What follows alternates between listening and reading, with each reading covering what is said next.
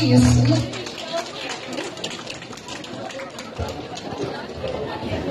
this class is how you solve the multiplication theorem. Any questions? Hey, Emma, wake up! This one ka pa ng test later. Cell students ka, tapos di ka kabalo simple math. Wait, I know it. It's just, I don't understand why we even need that in our life. Basta pamati ka lang para makabalo ka. Ang I hate math. Wala mo na pulos. Pwede, para sa ano ka, tapos nasa ka buhay man.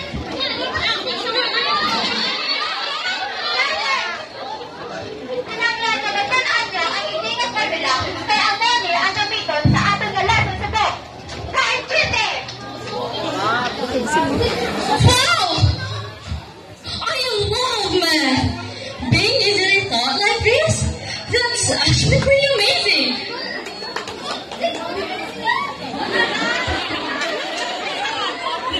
Math, listen. Right here is a brand, Massiva. Hi guys! Hi! I'm Math! Hi! Hi! I'm Math! I'm Math! Hi! I'm Math.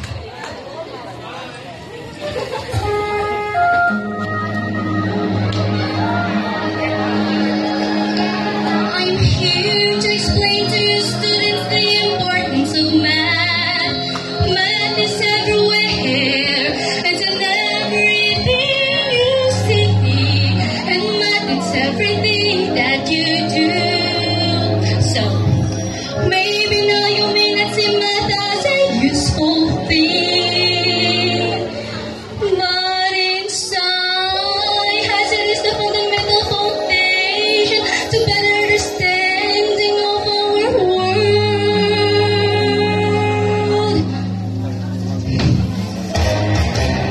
Okay, I'll be honest. What is this feeling so sudden and new? We've got the moment we learned about you. My head is reeling. What is this feeling? Does it have a name? The subject that you hate. Yes.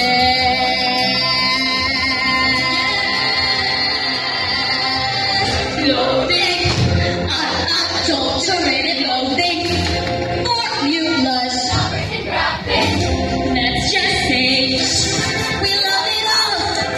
Every single topic, big and small, makes our very eyes begin to ball. With simple utter loathing, there's a strange misunderstanding. Whenever the teacher's teaching, every formula.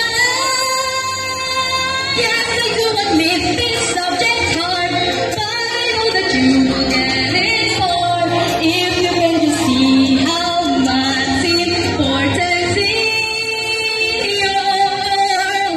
Mathematics we don't understand. How it is so we don't think it can. It just makes your brain go crazy and extremely lazy and just brings us suffer all night. Well, nothing is nice for knowledge.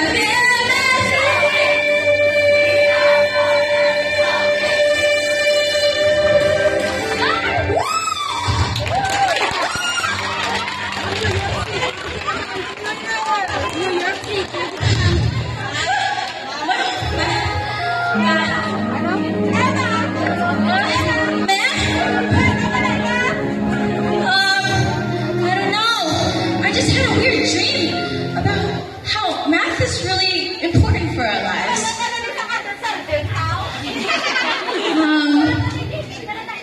I'm not really know how to answer that, but since I know that math is really important, I think I'll try my best now.